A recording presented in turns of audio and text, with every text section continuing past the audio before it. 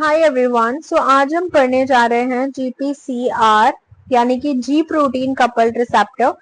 मैंने आपको स्टार्टिंग में बताया था कि दो तरीके के हम रिसेप्टर पढ़ते हैं। एक होते हैं सेल सरफेस रिसेप्टर जो कि सेल के सरफेस पे प्रेजेंट होते हैं, एंड एक होते हैं जो सेल के अंदर प्रेजेंट होते हैं, साइटोसोल में होंगे या न्यूक्लियस में होंगे, बेसिकली सेल के अंदर होते हैं। लेकिन जो जी प्रोटीन कपल्ड रिसेप्टर आज हम पढ़ने जा रहे हैं, ये जो है सेल सरफेस रिसेप्टर होते हैं, सेल के सरफेस पे प्रेजेंट होते हैं। ठीक है, और जो जो इसके सिग्नल जिस फॉर्म में आते हैं ना, इसके हार्मोन के फॉर्म में सिग्नल आएंगे। ठीक है, यानी कि हार्मोन कोई आएगा जो कि जीपीसीआर जो रिसेप्टर होगा उससे बाइंड करेगा। ऐसे ही न्यूरोट्रांसमीटर के फॉर्म में सिग्नल आते हैं। साइट, स्मेल, टेस्ट, इन सब के जो रिसेप्टर होते हैं ना, वो जीपीसीआर ही होते हैं। मोस्टली आप देखोगे हर जगह पे आपको जीपीसीआर के रिसेप्टर मिलेंगे।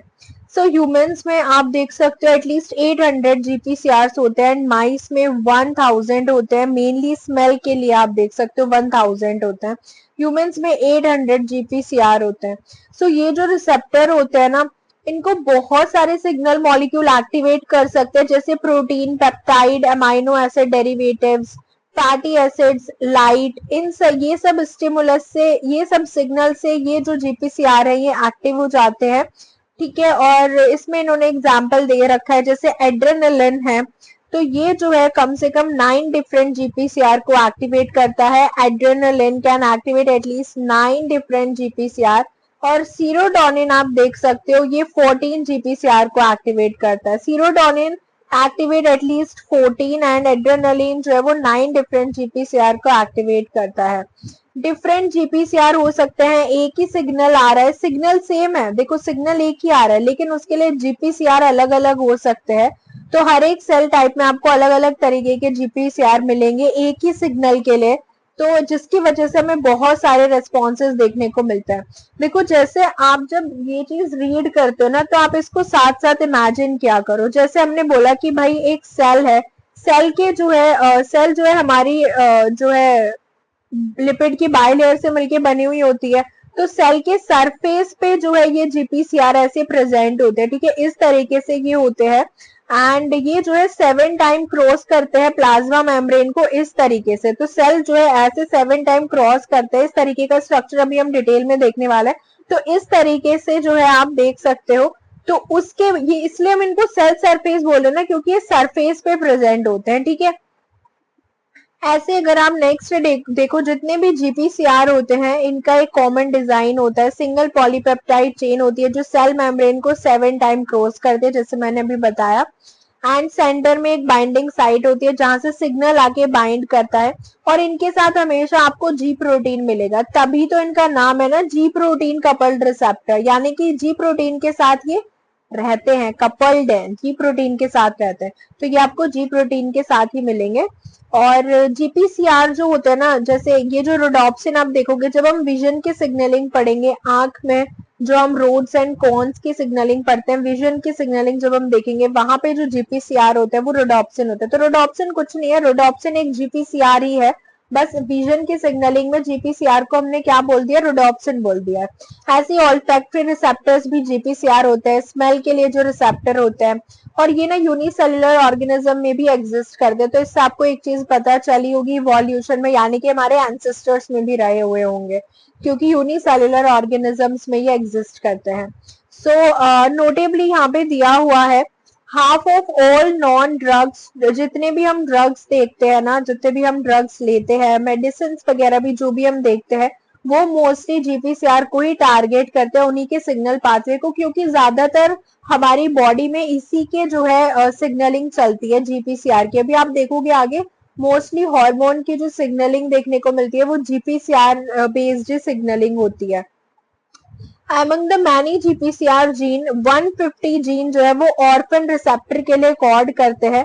जीपीसीआर के जीन्स जो होते हैं उसमें से 150 ऑर्फन रिसेप्टर के लिए कोड करते हैं, जिनका अभी स्टिल अननोन है। उनका एक्टिवेटिंग मॉलिक्यूल क्या है ये अभी नहीं पता, इस पर भी रिसर्च चल रही है। ठीक है, तो ये चीज जो है वन बाय वन हमने लाइन टू लाइन रीड कर लिया है। देखो अब ये डायग्राम दे रखा है, देखो जो डायग्राम वाला ये होता है ना फिगर जिसमें लिखा हुआ होता है, ये बहुत इंपॉर्टेंट होता है, तो इसको आप रीड करना खुद से। बेसिकली मैं इसमें आपको बता ही दूंगी जो जो इसमें लिखा हुआ है, ठीक है। तो यहाँ पे देखो ये इस तरीके का जीपीसीआर का ये 7 टाइम जो है प्लाज्मा मेम्ब्रेन को क्रॉस करता है। ये बाहर हो गया सेल के बाहर का स्पेस, ये सेल के अंदर साइटोसॉल हो गया, एंड इस तरीके से ये जीपीसीआर का स्ट्रक्चर होता है। ये एक और इन्होंने जीपीसीआर का स्ट्रक्चर दे रखा है। बेसिकली जो बीटा 2 एड्रेनर्जिक रिसेप्टर होता है ना, होता वो भी जीपीसीआर है, उसका स्ट्रक्चर दिया हुआ है यहाँ पे। और ये बीच में ऑरेंज कलर का जो इसमें लिगेंड बाइंड है, ये यहाँ पे इसकी बाइंडिंग साइट होती है सिग्नल की। इस तरीके से ये क्रॉस करता है मेम्ब्रेन को, ठीक है। तो अब हम स्टार्ट कर रहे हैं ये ट्राइमेरिक जी प्रोटीन रिले सिग्नल। इसमें क्या होता है ना, देखो जी प्रोटीन का जो स्ट्रक्चर होता है वो ट्राइमेरिक होता है। ट्राइमेरिक जीटीपी बाइंडिंग प्रोटीन, जी प्रोटीन हम जिसको बोल रहे हैं ट्राइमेरिक, इसके अंदर 3 सब यूनिट होती है, अल्फा बीटा एंड गामा सब यूनिट होती है, ठीक है। चलो हम इसको स्ट्रक्चर से देखते हैं, उससे आपको ज्यादा समझ में आएगा। इस तरीके का ये पूरा जो है आपका क्या है, जी प्रोटीन है। ये जी प्रोटीन की अल्फा सब यूनिट होती है। अल्फा सब यूनिट जो है वो जीडीपी बाउंड होती है और अभी ये इनएक्टिव फॉर्म में है। इसके पास जो है ना 2 डोमेन आपको देखने को मिलेंगे। जो अल्फा सब यूनिट होती है ना, इसके पास 2 डोमेन होते हैं। एक ये रैस डोमेन होता है एंड एक ये होता है यहाँ पे एएच डोमेन, ठीक है। और ये जो अल्फा सब यूनिट है ना, देखो ये यहाँ से लिपिड लिंक्ड है, ये प्लाज्मा मेम्ब्रेन से बाउंड है यहाँ पे अल्फा सब यूनिट। ऐसे ही जो गामा सब यूनिट है वो भी यहाँ पे मेम्ब्रेन बाउंड है, लेकिन बीटा सब यूनिट मेम्ब्रेन बाउंड नहीं है। सो बीटा गामा यहाँ पे आपस में इंटरैक्ट भी करते हैं। सो बीटा गामा का एक डाइमर यहाँ पे प्रेजेंट होता है एंड एक अल्फा सब यूनिट होती है। तो हम इसको बोलते हैं कि ये ट्राइमेरिक जो है जी प्रोटीन होता है। इस तरीके का इसका क्या होता है, स्ट्रक्चर होता है। देखो यहाँ पे ना इन्होंने एक चीज गिवन है कि इसमें जो है टोटल ये जीटीपीएस डोमेन होता है अल्फा सब यूनिट का, जिसके अंदर 2 सब डोमेन होते हैं। रैस डोमेन होता है जो कि दूसरे जीटीपीएस से रिलेट करता है एंड एक न्यूक्लियोटाइड बाइंडिंग पॉकेट प्रोवाइड करता है, एंड एक अल्फा हेलिकल डोमेन होता है एएच डोमेन, ठीक है, जो न्यूक्लियोटाइड को उसके प्लेस पे रखता है, ठीक है। तो इसमें देखो यही चीज इन्होंने बताई हुई है। ये जो अल्फा सब यूनिट है ना, ये पूरा एक जीटीपीएस बाइंडिंग डोमेन होता है। तो ये जो जीटीपीएस बाइंडिंग डोमेन होता है ना, इसके पास 2 डोमेन होते हैं सब डोमेन, एक रैस डोमेन होता है, एक एएच डोमेन होता है। तो ये जो रैस डोमेन होता है ना, यहाँ पे ये होता है एक रैस डोमेन एंड ये होता है यहाँ पे एएच डोमेन अल्फा सब यूनिट के पास, ठीक है। तो ये चीज बस याद रखनी है इसमें, बाकी आप रीड करोगे तो और इजी होगा। इसमें आप देखो सेम बस इन्होंने यही डायग्राम दिखाया हुआ है। ये अल्फा सब यूनिट है, अल्फा सब यूनिट के पास जो है ये जीडीपी बाइंडिंग साइट होती है जहां से जीडीपी बाइंड रहता है, अल्फा सब यूनिट है। ये बीटा सब यूनिट है एंड ये जो है वो गामा सब यूनिट है। उसके बाद देखो ये सिग्नलिंग चलती कैसे है। ये जो है हमारा अभी जीपीसीआर जो है हमारा क्या है, ये इनएक्टिव है, ठीक है। और ये जो हमारा जी प्रोटीन है ये भी कैसा है, ये भी इनएक्टिव फॉर्म में है। देख रहे हो ना, जी प्रोटीन इनएक्टिव है, जीपीसीआर जो है जी प्रोटीन कपल्ड रिसेप्टर भी इनएक्टिव है। जैसे ही सिग्नल आता है, देखो अब क्या हुआ, यहाँ पे सिग्नल मॉलिक्यूल आया, सिग्नल अपने किससे, जीपीसीआर से बाइंड हुआ सिग्नल। ये हमारा एक्टिवेटेड जीपीसीआर है। जीपीसीआर से जो है सॉरी ये अभी इनएक्टिव था, जैसे ही सिग्नल बाइंड हुआ तो हमारा जो जीपीसीआर है वो एक्टिव हो गया।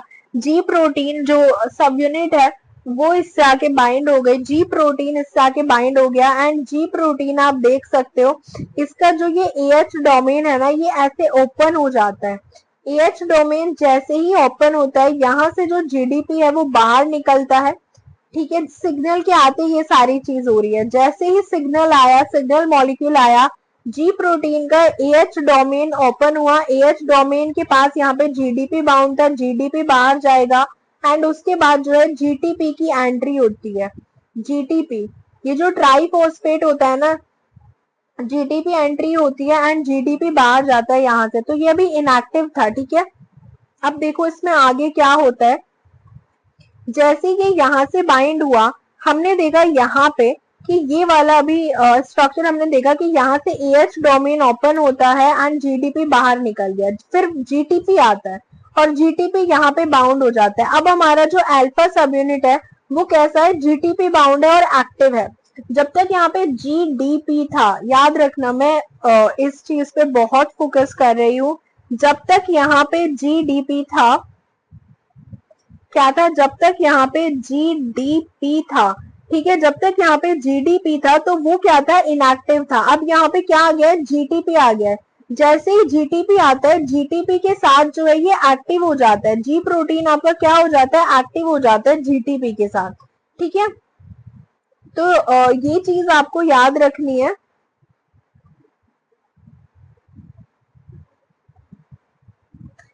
यहाँ से देखा, समझ में आया, जैसे जी प्रोटीन बाइंड हुआ तो जो है हमारे पास जीटीपी बाउंड हो गया यहाँ पे। और जैसे ही यहाँ से जीटीपी बाउंड हुआ अल्फा सब यूनिट पे, ये हमारी एक्टिव हो गई अल्फा सब यूनिट, लेकिन ये अभी भी किससे बाउंड है, मेम्ब्रेन से बाउंड है, लेकिन ये अलग हो गई, एक्टिव हो गई। एंड जो बीटा और गामा का डाइमर था ये यहाँ पे हो गया, ये भी एक्टिवेट हो गए, बीटा गामा का डाइमर।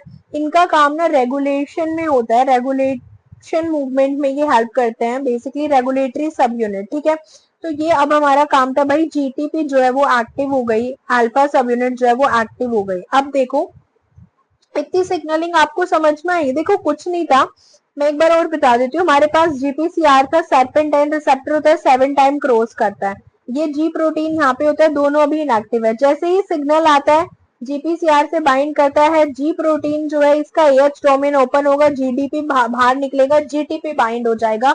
जीटीपी बाइंड होते ही जो हमारी ये सब यूनिट है ये क्या हो जाएगी, एक्टिव हो जाएगी, अल्फा सब यूनिट, एक्टिवेटेड अल्फा सब यूनिट। ठीक है, ये आपको दिख रहा है ना, एक्टिवेटेड अल्फा सब यूनिट। ठीक है, तो अब हम नेक्स्ट आ जाते हैं। देखो इन्होंने ना एक एक्सपेरिमेंट किया, ये हमारे पास एक नर्व सेल थी, इन्होंने एक साइंटिस्ट थे जिन्होंने ये एक्सपेरिमेंट किया। ये एक नर्व सेल का डायग्राम है। ठीक है, ये जो ब्रूस एल्बर्ट की बुक्स में गिवन है। और पता है डायग्राम्स पे ना बहुत ध्यान दिया करो, मैं भी आपको जब क्वेश्चंस कराऊंगी ना वहां पे मैं आपको दिखाऊंगी कैसे डायरेक्ट डायग्राम क्वेश्चंस में पूछे हुए हैं। तो इसलिए कि मैंने सोचा कि अब ना डायग्राम ही पढ़ते हैं हम अच्छे से। देखो सेल सिग्नलिंग की अगर हम बात करें, इन्होंने क्या किया, ये नर्व सेल है, नर्व सेल में जैसे इन्होंने सेरोटोनिन ऐड किया ना तो इसके अंदर हमें साइक्लिक ईएमपी का लेवल बढ़ा हुआ मिला। साइक्लिक ईएमपी का लेवल, क्योंकि जो सेरोटोनिन होता है ना वो जीपीसीआर के थ्रू ही काम करता है और साइक्लिक ईएमपी का लेवल जो है वो बढ़ा देता है। इसके थ्रू जो है सिग्नलिंग हमको पता चली कि साइक्लिक ईएमपी वाली सिग्नलिंग होती है जीपीसीआर में। तो जैसे ही सेरोटोनिन ऐड किया तो क्योंकि यहाँ पे इन्होंने जो है फ्लोरेसेंस प्रोटीन भी डाला था एक्सपेरिमेंट में, तो इसलिए हमको फ्लोरेसेंस दिखाई पड़ा, फ्लोरेसेंट प्रोटीन डाला था, तो इसलिए जैसे साइक्लिक ईएमपी बना तो फ्लोरेसेंट प्रोटीन बाइंड किया उसके साथ एंड हमको इस तरीके का सिग्नलिंग देखने को मिला। जो ब्लू रीजन होता है यहाँ पे इसका लेवल बहुत कम है साइक्लिक ईएमपी का, यहाँ पे थोड़ा ज्यादा है एंड यहाँ पे साइक्लिक ईएमपी सबसे ज्यादा है। ठीक है, तो ये एक इस तरीके का एक्सपेरिमेंट हुआ था जब साइक्लिक ईएमपी की जो सिग्नलिंग है वो हमें पता चली उसके बारे में। देखो इसमें क्या होता है ना, एडिनाइलिन साइक्लेज एक्टिवेट हो जाता है इस वाली सिग्नलिंग में, जो हमने अभी जीपीसीआर की अभी हम सिग्नलिंग देख रहे हैं ना, एडिनाइलिन साइक्लेज वाली सिग्नलिंग होती है। ये हमारा क्या है, एटीपी है। एटीपी आपको पता है, एटीपी होता है एडेनिन ट्राइफॉस्फेट, एडिनोसिन ट्राइफॉस्फेट। हमारे पास एडेनिन का बेस होता है, एक न्यूक्लियोटाइड है ना, ये base sugar base and phosphate है, तो हमारे पास एडेनिन का बेस होता है, शुगर होता है हमारे पास एंड ये ट्राइफॉस्फेट होता है। ठीक है, तो ये हमारा एटीपी है। जैसे ही एडिनाइलिन साइक्लेज एक्टिवेट होता है जीपीसीआर में, अभी हम एडिनाइलिन साइक्लेज वाली एक्टिविटी देख रहे हैं, ये क्या करता है, इस एटीपी के ट्राइफॉस्फेट से 2 फॉस्फेट यहाँ से रिमूव कर देगा एंड प्लस ये इस तरीके का साइक्लिक फॉर्म डेवलप्ड हो जाता है, तो इसको हम बोलते हैं साइक्लिक ईएमपी। एक तो ये मोनोफॉस्फेट है, एडिनोसिन मोनोफॉस्फेट है, प्लस साइक्लिक फॉर्म आ जाती है तो सीएएमपी हम बोलते हैं। सो एडिनाइलिन साइक्लेज क्या करता है, एटीपी को कन्वर्ट करता है किसमें, सीएएमपी में। और जब आप देखोगे ना सीएएमपी को, ये 5 प्राइम एएमपी में कौन कन्वर्ट कर सकता है, साइक्लिक एएमपी फोस्फोडाइस्टरेज। सीएएमपी फोस्फोडाइस्टरेज एक एंजाइम होता है जो सीएएमपी को कन्वर्ट कर देता है 5 प्राइम एएमपी पे। ठीक है, तो इसका जो रोल है ना 5 प्राइम एएमपी का, हम आगे रोल देखेंगे, बहुत इंपॉर्टेंट रोल है। अभी आपको इतना याद रखना है कि एडिनाइलिन साइक्लेज जो है इस वाले पाथवे में एक्टिवेट होता है एंड ये एटीपी को किस में कन्वर्ट करता है, साइक्लिक एएमपी में। ये आप स्ट्रक्चर देख सकते हो, इस तरीके का स्ट्रक्चर होता है साइक्लिक एएमपी का। अब ये देखो ये टेबल बहुत इंपॉर्टेंट है, इसमें ये इनके टारगेट टिश्यू है जहां पे ये हार्मोन एक्ट करता है। ये जितने भी हार्मोन दिए हुए ना, ये सारे हार्मोन जो होंगे इन टिश्यू पे जाके बाइंड करेंगे अपने, एंड ये सारे कौन से सिग्नलिंग शो कर रहे हैं, जिसमें साइक्लिक एएमपी हमारा बन रहा है। साइक्लिक एएमपी जिसमें बन रहा है, ये सब वो वाली सिग्नलिंग शो कर रहे हैं। जीपीसीआर में भी देखो, जीपीसीआर में भी ना डिफरेंट टाइप की सिग्नलिंग पढ़ेंगे। जीपीसीआर में एक साइक्लिक एएमपी वाली सिग्नलिंग जो होती है, जिसमें हमारा एडिनाइलिन साइक्लेज एक्टिवेट होता है एंड वो साइक्लिक एएमपी बनाता है एटीपी से। तो ये सब वो वाली सिग्नलिंग शो करते हैं, ठीक है। जैसे thyroid hormone, stimulating hormone, ACTH hormone, luteinizing hormone, adrenaline, पैराथ hormone, adrenaline, ठीक है। एड्रेनलिन ग्लाइकोजन ब्रेकडाउन में जो एड्रेनलिन यूज होता है, एड्रेनलिन जब हार्ट रेट और कॉन्ट्रैक्शन में जब यूज होता है। ग्लूकागॉन की सिग्नलिंग, वेसोप्रेसिन, वाटर रीएब्जॉर्प्शन वाली signalling, adrenaline, ACTH, glucagon, TSH. तो ये जब ट्राइग्लिसराइड ब्रेकडाउन होता है, फैटी एसिड का जब ब्रेकडाउन होता है, वहां पे भी यही वाली सिग्नलिंग देखने को मिलती है। तो ये सारे हार्मोन आपको याद करने हैं, ठीक है। तो इन सारे हार्मोन्स में बेसिकली जो भी ये हार्मोन होते हैं ना, इन सब में आपको या साइक्लिक एएमपी वाली सिग्नलिंग देखने को मिलती है एंड ये इनके रिस्पॉन्स है, ठीक है। टेबल तो आप याद कर सकते हो इजिली। उसके बाद देखो क्या होता है, अब हमारा साइक्लिक एएमपी एक्टिवेट हो जाता है। जैसे ही साइक्लिक एएमपी बना, देखो एक बार मैं ओवरव्यू आपको बता देती हूँ। अरे यार, एक तो मेरे को इतना ये अजीब लगता है, रुको, ठीक है। चलो मैं आपको यहाँ पर भी बता देती हूँ। देखो इसमें क्या हुआ ना, सबसे पहले हमारे पास क्या है, ये हम एक सेल मान के चल रहे हैं, ठीक है। हमारे पास क्या है, ये एक सेल है। इस सेल में जो है हमारा क्या हुआ, जीपीसीआर जो है, इस सेल के ऊपर जो है जीपीसीआर लगा हुआ था। जीपीसीआर का जो है सिग्नल आया, जीपीसीआर एक्टिवेट हुआ। जो जी प्रोटीन था वो हमारा क्या हो गया, जी प्रोटीन जीटीपी बाउंड हो गया। जी प्रोटीन जीटीपी बाउंड होते ही जी प्रोटीन एक्टिव हो जाता है एंड वो किसको एक्टिव कर देता है, एडिनाइलिन साइक्लेज को। एडिनाइलिन साइक्लेज जैसे ही एक्टिव होता है, एडिनाइलिन साइक्लेज क्या करता है, ये एटीपी को कन्वर्ट कर देता है किसमें, सीएएमपी में, साइक्लिक एएमपी में कन्वर्ट कर देता है एटीपी को। यहां तक समझ में आया कि हमारे पास क्या था, जी प्रोटीन था, जीपीसीआर था, सिग्नल आया, जीपीसीआर, जी प्रोटीन एक्टिवेट हुआ, अल्फा सब यूनिट से जो है जीडीपी निकला, जीटीपी बाउंड हुआ, अल्फा सब यूनिट एक्टिवेट हुई, एडेनाइलिन साइक्लेज एक्टिवेट हुआ जिसने एटीपी को सीएमपी में कन्वर्ट कर दिया। यहाँ तक समझ में आया। अब ये जो हमारा यहाँ पे हमारा जो ये आता है साइक्लिक एएमपी, ये जो हमारा आता है ना, ये देख लेते हैं। ये जो हमारा साइक्लिक एएमपी है, ये क्या करता है, देखो साइक्लिक एएमपी हमारा अब बन गया, एडेनाइलिन साइक्लेज ने बना दिया साइक्लिक एएमपी। ये क्या करता है, ये टेट्रामर होता है, हमारे पास दो रेगुलेटरी सब यूनिट होती है। ये प्रोटीन काइनेज ए है पूरा, ठीक है। ये क्या है, प्रोटीन काइनेज है जिसके पास दो रेगुलेटरी सब यूनिट होती है एंड दो कैटालिटिक सब यूनिट होती है। तो ये रेगुलेटरी सब यूनिट जो है इनको बांध के रखती है। अब ये कैटालिटिक सब यूनिट काम नहीं कर रही है, ये इनएक्टिव है कैटालिटिक सब यूनिट प्रोटीन काइनेज ए की। जैसे ही साइक्लिक एएमपी आएगा, साइक्लिक एएमपी यहाँ से आता है, इस रेगुलेटरी सब यूनिट से बाइंड हो जाता है। यहाँ पे ये चार साइक्लिक एएमपी बाइंड हो गए इस रेगुलेटरी सब यूनिट से। उसके बाद जो हमारी कैटालिटिक सब यूनिट है वो एक्टिव हो गई प्रोटीन काइनेज ए की। यहाँ तक समझ में आया। ये अब मैं पूरा प्रोसेस इसमें बता देती हूँ, जो मैं आपको बता रही थी ना सेल में, वो इन्होंने यहाँ दिया ही हुआ है। मेरा तो इतना गंदा बना यार पता है बहुत इसमें, क्योंकि अभी just I have started using it ना, तो आई डोंट नो, बहुत दिक्कत होती है क्योंकि बोर्ड पे तो बहुत अच्छा हाथ चलता है। देखो यहाँ पे जो है सिग्नल मॉलिक्यूल आया, ये हमारा जीपीसीआर था, जीपीसीआर एक्टिवेट हुआ, जीपीसीआर, जी प्रोटीन भी हमारा एक्टिवेट हो चुका है, उसकी ये अल्फा सब यूनिट दिखाई हुई है जो जीटीपी बाउंड है, जो एक्टिवेट है। एडेनाइलिन साइक्लेज ये ब्राउन कलर से दिखाया हुआ है, ये भी एक्टिवेट हो गया एडेनाइलिन साइक्लेज, ठीक है।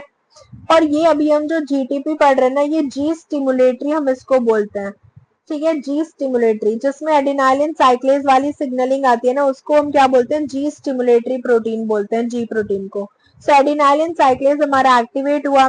एडिनाइलिन साइक्लेज ने क्या किया, ये आप ब्राउन कलर का देख रहे हो, एडिनाइलिन साइक्लेज ने क्या किया, एटीपी को कन्वर्ट कर दिया किसमें, साइक्लिक एएमपी में। इनका भी हम डायग्राम देख चुके हैं कैसे साइक्लिक एएमपी में कन्वर्ट किया। उसके बाद ये साइक्लिक एएमपी क्या करते हैं, प्रोटीन काइनेज ए को एक्टिवेट करते हैं, इनकी रेगुलेटरी सब यूनिट से बाइंड करेंगे एंड इसकी जो एक्टिवेट प्रोटीन काइनेज है वो हमारा क्या हो जाएगा, एक्टिवेट हो जाएगा। इसके बाद देखो क्या करता है, ये प्रोटीन काइनेज ये जो है ना, ये जाता है न्यूक्लियस के अंदर। जैसे ये न्यूक्लियस के अंदर जाता है, यहाँ पे ये एक होता है CREB, ठीक है। ये जो CREB होता है, अभी इसकी फुल फॉर्म में बताऊंगी, ठीक है। ये जो CREB होता है यहाँ पे, ये अभी इनएक्टिव है, ठीक है।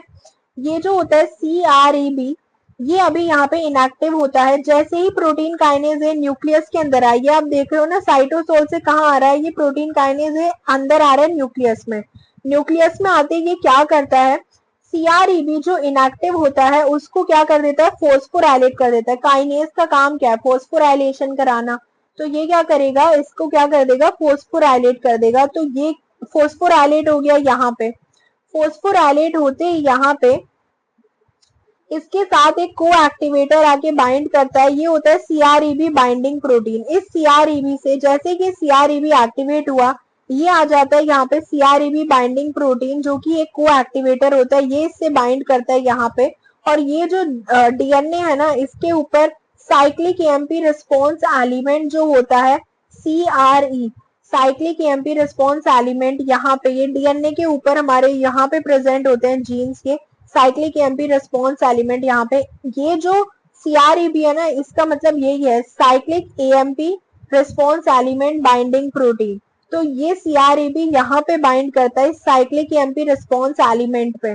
जैसे ये CREB यहाँ बाइंड करे, कोएक्टिवेटर को बुलाया इसने CBP, एंड यहाँ पे हमारा जो टारगेट जीन है उसका क्या हो जाएगा, ट्रांसक्रिप्शन स्टार्ट हो जाएगा इस तरीके से। एंड बहुत ज्यादा और ज्यादा CAMP बनने लगेंगे सेल के अंदर। तो इस तरीके से जो है जी प्रोटीन, जो जी स्टिमुलेटरी प्रोटीन होता है ना, उसकी सिग्नलिंग ऐसी ही होती है। प्रोटीन काइनेज ए वाली सिग्नलिंग होती है, बेसिकली एडेनालिन साइक्लेज वाली सिग्नलिंग हम बोलते हैं इसको, ठीक है। आई होप ये यहाँ से समझ में आया होगा, ठीक है।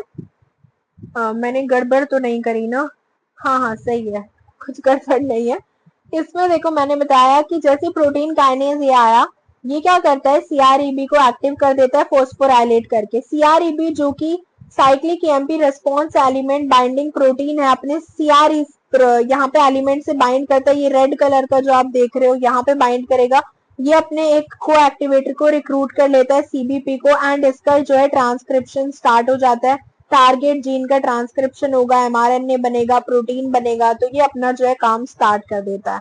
तो ये एक सिग्नलिंग होती है, ठीक है। ये जो है कौन सी सिग्नलिंग हमने पढ़ी, एडेनाइलिन साइक्लेज वाली सिग्नलिंग, जिसमें CAMP आता है, ठीक है। बिल्कुल इसमें यही गिवन है जो मैं आपको पढ़ा चुकी हूँ। CREB बाइंडिंग प्रोटीन जो है प्रोटीन काइनेज इसको एक्टिवेट करता है, देन ये अपने एलिमेंट पे जाके बाइंड होता है। सेम भैया आप इसको रीड करना खुद से। एंड ये पूरे, अब देखो ये हमने ये जो हमने प्रोसेसिंग पढ़ी है ना, ये एडेनाइलिन साइक्लेज वाली है। देखो GPCR जो होता है ना, GPCR की बहुत सारी फैमिली होती है, वो मैं एक टेबल आपको नेक्स्ट लेक्चर में दूंगी। GPCR की एक अभी हमने पढ़ लिया, एक हमने अभी पढ़ लिया जो एडेनाइलिन साइक्लेज वाली सिग्नलिंग थी, वो हम पढ़ चुके हैं, ठीक है। जिसमें हमारा जो है साइक्लिक EMP बनता है, प्रोटीन काइनेज A होता है, वो न्यूक्लियस के अंदर जाता है। ये वाला हमने पढ़ लिया साइक्लिक EMP वाला। एक जो हम पढ़ने जा रहे हैं, दैट इज वो है PLC बीटा। PLC बीटा वाली सिग्नलिंग हम देखते हैं वो कैसे होती है GPCR की। सो दो सिग्नलिंग होती है, ठीक है। एक हमने ये पढ़ लिया, अब हम PLC बीटा वाली सिग्नलिंग देखते हैं, ये रहा, जिसमें GPCR PLC बीटा को एक्टिवेट करता है। उसमें एडेनाइलिन साइक्लेज को एक्टिवेट कर रहा था, ठीक है। एकदम याद रखना क्लियर कि एडेनाइलिन साइक्लेज वाले में क्या क्या हो रहा था एंड PLC बीटा वाले में क्या क्या होगा। इसमें जो सिग्नल मॉलिक्यूल होते हैं ना, देखो ग्लाइकोजन का ब्रेक डाउन, इसमें PLC बीटा होता है। एमाइलेज सिक्रेशन जब होता है, PLC बीटा वाली सिग्नलिंग होती है। मसल कॉन्ट्रैक्शन में याद रखना PLC बीटा वाली सिग्नलिंग होती है, क्योंकि इसमें कैल्शियम का रोल आता है ना, और कैल्शियम ही मसल कॉन्ट्रैक्शन कराता है। प्लेटलेट एग्रीगेशन में भी PLC बीटा वाली सिग्नलिंग होती है। And signal molecule vasopressin, acetyl choline, thrombin, इन सब में क्या होता है, PLC बीटा की सिग्नलिंग होती है।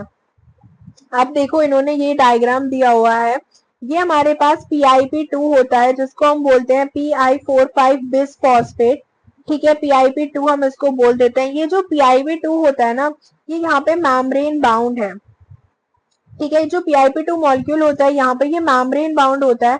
तो फोस्फोलाइपेज सी बीटा जैसे ही GPCR एक्टिवेट करता है PLC बीटा को, फोस्फोलाइपेज सी बीटा, ये क्या करता है, PIP2 को ब्रेक डाउन कर देता है डैग में, डार्क जो होता है डाई असाइल ग्लिसरॉल वो मेम्ब्रेन बाउंड रहता है, एंड दूसरा ये किसमें कन्वर्ट कर देता है, IP3 में, इनोसिटोल 145 ट्राइफॉस्फेट। ठीक है, तो ये क्या किया इसने, इसने क्या किया, पीआई इसको जो है किसमें कन्वर्ट कर दिया, पीएलसी बीटा ने PIP2 को डैग और IP3 में कन्वर्ट कर दिया। डैग जो है वो मेम्ब्रेन बाउंड रहता है, एंड जो IP3 है वो फ्री फॉर्म में रहता है साइटोसॉल में। तो जो डैग होता है ये प्रोटीन काइनेज सी को एक्टिवेट करता है। देखो अगेन बहुत याद इसमें ध्यान देने वाली चीज है, जो हमने लास्ट सिग्नलिंग पढ़ी थी एडेनाइलिन साइक्लेज वाली, उसमें प्रोटीन काइनेज ए एक्टिवेट हो रहा था।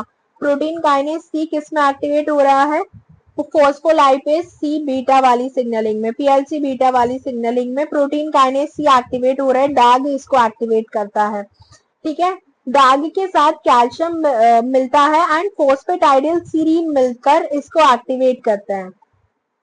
और ये जो IP3 जो होता है ये SCR पे जाता है एंड ये कैल्शियम को रिलीज कराता है एंडोप्लाज्मिक रेटिकुलम में, क्योंकि जो एंडोप्लाज्मिक रेटिकुलम होता है ना SCR, वो एकदम भंडार है कैल्शियम का, उसके अंदर कैल्शियम भरा पड़ा है। तो इसका जो सिग्नल होता है ये एज अ सिग्नल मॉलिक्यूल जाके SCR पे ही जाता है। अभी हम इसको देखेंगे। ठीक है, ये पूरा आप रीड कर लेना। सेम भैया देखो इसकी सिग्नलिंग देखो, बिल्कुल सेम ऐसे हुआ। सिग्नल मॉलिक्यूल आया, GPCR एक्टिवेट हुआ, सिग्नल मॉलिक्यूल आया। ये हमारी जो है अल्फा प्रोटीन अल्फा सब यूनिट है GPCR की, जो GTP बाउंड है यानी कि एक्टिव है। देखो एक चीज ना इसमें मैं आपको बता देती हूँ जो ये अल्फा सब यूनिट होती है ना GPCR की, ये खुद ही GTPase काम करती है एज अ GTPase, यानी कि जो GTP को ब्रेक डाउन करने में हेल्प करती है ना, GTP जब GTP में कन्वर्ट होता है, वापस से जब उसको हमें GTP में कन्वर्ट करना होता है, एक मिनट, अरे यार ये क्या हो रहा है। ठीक है, तो इसमें मैं आपको बताती हूँ, मैं आपको क्या बताने वाली थी। हाँ देखो एक चीज मैं आपको बता देती हूँ, जैसे ये हमारा जो है अल्फा सब यूनिट है, अल्फा सब यूनिट जो है ये किससे बाउंड है, ये GDP बाउंड है। अभी क्या है, अल्फा सब यूनिट GDP बाउंड है। ये अल्फा सब यूनिट जब GTP में कन्वर्ट होता है, अल्फा सब यूनिट किस में कन्वर्ट होता है, GTP में जब कन्वर्ट होता है तो ये एक्टिव हो जाता है। ठीक है, और ये इसकी कैसी फॉर्म होती है, अल्फा सब यूनिट की इनएक्टिव फॉर्म होती है। सो अल्फा सब यूनिट का जो GDP बाउंड फॉर्म है, ये जो इसका GDP बाउंड फॉर्म है ये इनएक्टिव फॉर्म है, एंड इसका जो GTP बाउंड फॉर्म है वो एक्टिव फॉर्म है। इतना आपको पता है, इतना हमने पढ़ लिया है। जो इसको GTP में कन्वर्ट करता है ना GDP से, यहाँ पे आता है guanine nucleotide exchange factor. GEF का बेसिकली काम क्या होता है, GEF बेसिकली GDP को कन्वर्ट करता है GTP में। ठीक है, लेकिन जो GTP से जब इसको वापस से इनएक्टिव होना होता है ना, तो इसके पास खुद ही वो एक्टिविटी होती है, GTPase एक्टिविटी इसके पास खुद ही होती है। अल्फा सब यूनिट जो होती है ना, इसके पास खुद ही GTPase एक्टिविटी होती है। ये जो अल्फा सब यूनिट है इसके पास क्या होती है, इट हैज GTPase एक्टिविटी। ठीक है, क्या होती है, GTPase एक्टिविटी। GTPase एक्टिविटी मतलब ये जो है GTP को ब्रेक डाउन कर सकता है। ठीक है, GTPase एक्टिविटी इसके पास खुद ही होती है अपने पास। ये ना एक बार क्वेश्चन भी आया हुआ था कि ये जो अल्फा हम बात कर रहे हैं इसकी, जो ये अल्फा सब यूनिट होती है इसके पास खुद ही GTPase एक्टिविटी होती है, बस इसको यहाँ पे जरूरत किसकी पड़ती है, एक गैप होता है, गैप प्रोटीन होता है, GTPase एक्टिवेटिंग प्रोटीन, इसकी बस इसको हेल्प की जरूरत पड़ती है, जो इसको वापस से इनएक्टिव फॉर्म में कन्वर्ट कर देता है। ठीक है, आया समझ में। देखो मैंने क्या बताया कि ये जो अल्फा GDP है ना, अल्फा सब यूनिट जो है जब GDP से बाउंड है तो इनएक्टिव है, इतना आपको समझ में आया। जब ये एक्टिव होती है, GTP जब इसमें आके ऐड होता है तो यहाँ पे GF आता है, ग्वानिन न्यूक्लियोटाइड एक्सचेंज फैक्टर, जो कि हेल्प करता है GDP को GTP में कन्वर्ट करने में, और अल्फा सब यूनिट एक्टिव हो जाती है। जब ये अल्फा सब यूनिट एक्टिव हो जाती है ये वापस से जब इसको ऑफ होना होता है, जब ये सिग्नलिंग, ऐसा थोड़ी है भाई सिग्नलिंग चलती रहेगी पूरा टाइम, ऑफ भी तो होगा ना। तो जब इसको सॉरी, तो जब इसको अल्फा जीटीपी को वापस से जीडीपी में कन्वर्ट होना होता है ना, तो इसमें इसके पास खुद ही जीटीपीएस एक्टिविटी होती है अल्फा सबयूनिट के पास, लेकिन इसको गैप की सिर्फ जरूरत पड़ती है, गैप सिर्फ इसकी हेल्प करता है। तो एक क्वेश्चन इस तरीके से आया था जिसमें इन्होंने पूछा हुआ था कि जो जीटीपीएस एक्टिविटी है वो किसके पास होती है, तो वो अल्फा सबयूनिट के पास ही होती है जीटीपीएस एक्टिविटी, लेकिन उसको सिर्फ गैप की जरूरत पड़ती है क्योंकि वो इतनी स्ट्रॉन्ग नहीं होती एक्टिविटी कि वो खुद उसको कन्वर्ट कर सके, जीटीपीएस को, जीटीपी को तोड़ सके। जीटीपीएस मतलब जीटीपी को तोड़ना, तो इस जीटीपी को तोड़ने के लिए गैप की जरूरत पड़ती है, तब ये वापस से अपने इनएक्टिव फॉर्म में जा पाता है। ठीक है, तो आई होप ये क्लियर हुआ होगा, इसमें नहीं हुआ तो बता देना। ठीक है, तो चलो अब हम इसको जो है स्टार्ट कर लेते हैं। हम आ रहे थे अपनी सिग्नलिंग, हम वापस से आ जाते हैं किससे, पीएलसी बीटा वाली सिग्नलिंग पे। देखो यहाँ पे जो है सिग्नल मॉलिक्यूल इसमें ऐड हुआ, एक्टिवेट हुआ जीपीसीआर, अल्फा प्रोटीन अपना जीटीपी बाउंड है, एक्टिव है, अल्फा सब यूनिट, सॉरी अल्फा सब यूनिट हमारी एक्टिव है, यहाँ पे कोई दिक्कत नहीं है। और देखो यहाँ पे जो प्रोटीन जी प्रोटीन जो हो रहा है वो जी क्यू प्रोटीन है। तो अगर आपसे पूछा जाए जी क्यू प्रोटीन में कौन सी सिग्नलिंग चल रही है, दैट इज पीएलसी बीटा वाली सिग्नलिंग चल रही है। और जी स्टिमुलेटरी, जीएस प्रोटीन में कौन सी सिग्नलिंग देखी थी हमने, एडेनाइलिन साइक्लेज वाली। तो ये एकदम क्लियर कट रखना। तो जीक्यू प्रोटीन जो है ये बीटा गामा भी एक्टिवेट है यहाँ पे। अब देखो यहाँ पे जो एंजाइम एक्टिवेट होता है वो है पीएलसी बीटा, ये पीएलसी बीटा है, मेम्ब्रेन बाउंड है, ये एक्टिव है। इसने क्या किया, पीएलसी बीटा ने जो ये हमारा होता है पीआईपी2, ये हमारा यहाँ पे पीआईपी2 होता है, इस पीआईपी2 को कन्वर्ट कर दिया किसमें, आईपी3 में। ये यहाँ पे आईपी3 है एंड ये डाई एसाइल ग्लिसरॉल। सो ये जो हमारा पीआईपी2 था, ये वाला जो पीआईपी2 है, यहाँ पे आप देख रहे हो ना पीआईपी2, जिसमें 3 फॉस्फेट होते हैं, पीआईपी2, ओके। फोस्फोलाइपेज सी बीटा ने क्या किया, पीआईपी2 को कन्वर्ट कर दिया किसमें, डाई एसाइल ग्लिसरॉल एंड आईपी3 में। आईपी3 जो है एससीआर के ऊपर इसका ये चैनल होता है, आईपी3 गेटेड कैल्शियम रिलीज चैनल। आईपी3 यहाँ पे बाइंड करेगा अपने चैनल से एंड जो अंदर कैल्शियम है एससीआर के अंदर बिल्कुल भंडार है कैल्शियम का, एंडोप्लाज्मिक रेटिकुलम के ल्यूमेन में बाहर आने लगेगा कैल्शियम। ठीक है, तो आईपी3 का काम तो ये है। प्लस जो ये यहाँ पे डैग होता है ना, ये एक तो फॉस्फेटाइडिल सीरीन के साथ मिलके, याद रखना यहाँ पे नहीं गिवन है, ये फॉस्फेटाइडिल सीरीन के साथ मिलता है डैग, प्लस कैल्शियम के साथ मिलके ये प्रोटीन काइनेज सी को एक्टिवेट कर देता है। तो इसमें प्रोटीन काइनेज सी एक्टिवेट हो रहा है एंड ये आईपी3 गेटेड चैनल से क्या आ रहे हैं, कैल्शियम बाहर आ रहे हैं। तो ये सिग्नलिंग किस में देखने को मिली आपको, जीक्यू प्रोटीन में, प्लेटलेट एग्रीगेशन में ये पूरा प्रोसेसिंग चलता है ना। और हमने और भी एग्जांपल देखे थे, प्लेटलेट एग्रीगेशन में चलता है, ग्लाइकोजन ब्रेकडाउन में भी ये चलता है, पीएलसी बीटा वाला जो सिग्नलिंग है ना। कौन से एग्जांपल थे, मैं ही भूल गई। हाँ, प्लेटलेट एग्रीगेशन में, ग्लाइकोजन ब्रेकडाउन में, अमाइलेज सिक्रेशन, मसल कॉन्ट्रैक्शन, कैसे भूल सकते हैं भाई मसल कॉन्ट्रैक्शन, इन सब में ये वाला जीपीसीआर का सिग्नलिंग चलता है। ठीक है, ये थोड़ा जूम करके मैंने दिखाया हुआ है, वही सिग्नलिंग है ये सारी, प्रोटीन काइनेज सी एक्टिवेट हो जाता है। तो बस यही था। ठीक है, तो इसमें हमने यही पढ़ा है, एक मिनट, अच्छा इसमें नहीं चलेगा। ठीक है, तो इसमें हमने यही पढ़ा है। देखो जीपीसीआर हमने अभी स्टार्ट किया है, जी प्रोटीन कपल्ड रिसेप्टर, जिसके साथ जी प्रोटीन बाउंड होता है। तो हमने जो है 2 जी प्रोटीन देख लिया, एक हमने देख लिया जी स्टिमुलेटरी एंड एक जी क्यू प्रोटीन। जी स्टिमुलेटरी में जो हमने सिग्नलिंग देखी है वो एडेनाइलिन साइक्लेज वाली देखी है, जिसमें हमारा क्या बनता है, CAMP बनता है। ठीक है, मेरी राइटिंग पे मत जाना, हाँ समझो। तो जो जीक्यू प्रोटीन होता है उसमें कौन सी सिग्नलिंग होती है, पीएलसी बीटा वाली सिग्नलिंग हमें देखने को मिली है, पीएलसी बीटा वाली सिग्नलिंग जिसपे आईपी3 डैग बनता है एंड इसमें प्रोटीन काइनेज सी होता है एंड जी स्टिमुलेटरी में हमारा प्रोटीन काइनेज ए होता है। ठीक है, तो ये अभी याद रखना, आगे जो हम उसको और डिटेल में पढ़ने जा रहे हैं। आई होप ये क्लियर हुआ होगा। प्लस जो डायग्राम के साथ जितने भी इमेजेस है ना, ये सारी ये एक बार आप रीड कर लेना, बाकी और मैंने पूरा कवर करा ही दिया है, ना भी करो तो कोई दिक्कत नहीं है, बट फिर भी कर लेना। एंड ये एग्जाम्पल याद करें ना कि कौन कौन से प्रोसेसेस में साइक्लिक एमपी वाली सिग्नलिंग है सीएमपी, एंड कौन कौन से में जो है वो वाली है ये एलसी बीटा वाली सिग्नलिंग है। सो दैट्स इट, मिलते हैं नेक्स्ट लेक्चर में, बाय बाय।